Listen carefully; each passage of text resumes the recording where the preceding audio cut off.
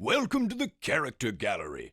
Thomas has many friends on the island of Sodor. Visit them all by pressing the left arrow button on your controller. Thomas can be described as a cheeky, fussy little engine. He often gets into scrapes, usually by being overeager to do things best left to bigger and more sensible engines. But clouds never last long in Thomas's life, and he's soon bustling about again, playing his part in the yard and on his very own branch line, of which he is extremely proud. James is a medium-sized engine. His 6 driving wheels are not as big as Gordon's and not as small as Thomas's. He has a fine scarlet coat and brass dome and likes to think of himself as a really splendid engine. This can occasionally lead to highfalutin ideas about the sort of work suitable for such a noble creature. Invariably, they land James in trouble.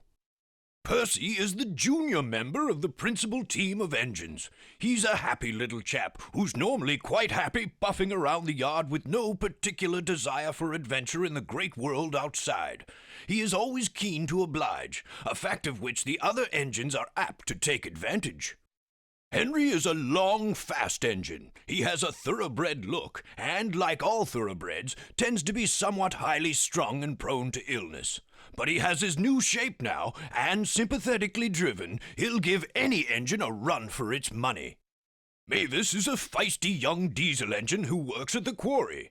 She's full of her own ideas and doesn't take kindly to advice. She has a lot to learn about trucks, but with Toby's help, she's learning to be a really useful engine. Gordon is the senior member of the engine family, the fastest and most powerful of my string, and he knows it. He's good-hearted, though, and always willing to forgive, and use his superior strength to help smaller engines out of trouble. Toby is old-fashioned, both in looks and outlook. Every engine, no matter how old, wants to be really useful, and, having once nearly been scrapped, Toby is always happy to work. He's not above being temperamental sometimes, but since he works mainly up an outlying quarry line, he can work off his moods without causing grief to anyone, except his own faithful coach, Henrietta. Annie and Clarabelle were given to Thomas as a reward for being a really useful engine. They're much loved, but have both seen better days. Annie carries passengers. She's always pulled by Thomas and travels facing him. Bertie has a great deal in common with Thomas.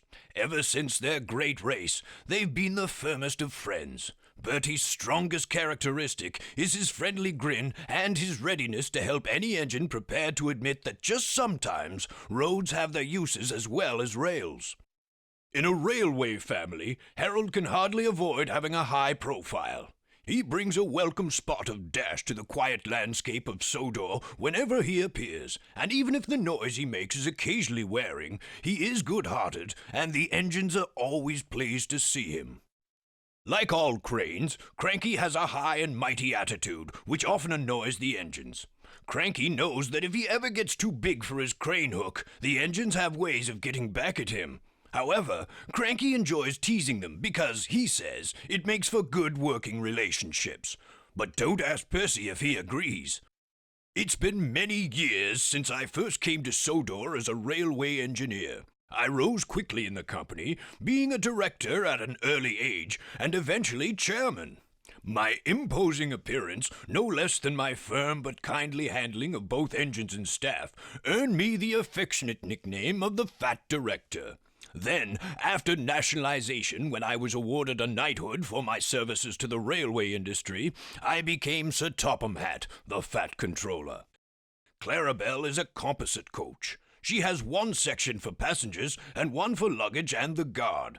Clarabelle always travels behind Annie, facing away from Thomas.